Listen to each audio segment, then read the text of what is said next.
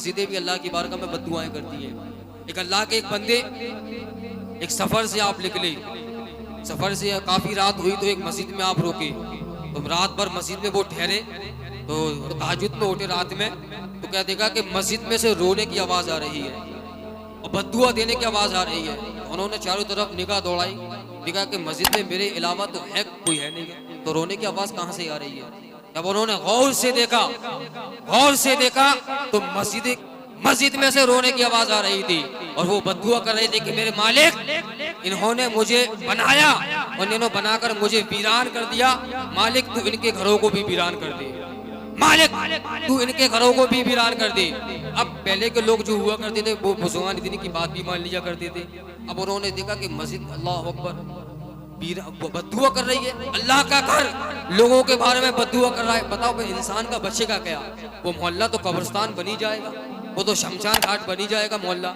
अब पहले के लोग जो हुआ करते थे वो बुजुर्गों की बात भी मान लिया करते थे। अब क्या भले से आग में कूद जाओ या मर के दिखा दो, मगर लोगों को समझ में नहीं आती है। मेरे जितनी तकरीर मैं कर रहा हूँ, मैं मुझे मालूम है कि सलाम नमाज बाद में ख़त्म होगी, ये मेरी बातें कान में से पहले निकल जाएगी, कोई अमल करने वाला नहीं है, मगर मैं अल्लाह के भरोसे इसलिए तकरीर कर देता हूँ, बयान कर देता हूँ, ताकि 100 में से एक न एक बंदा अल्लाह इस पे कबूल का नाम है अमल कर ले और मेरा कहना सुनना सुनाना अल्लाह अपनी बारगाह में कबूल फरमा ले।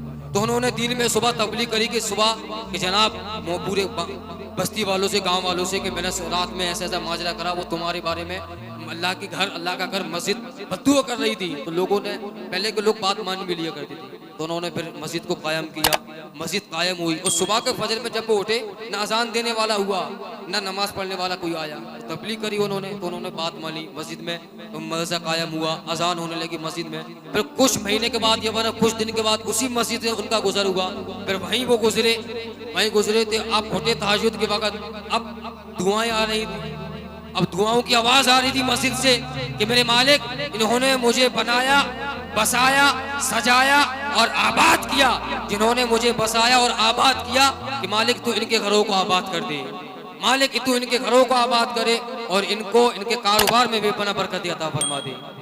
बताओ कि अब मस्जिद की मस्जिद दुआ कर रही थी, तो क़यामत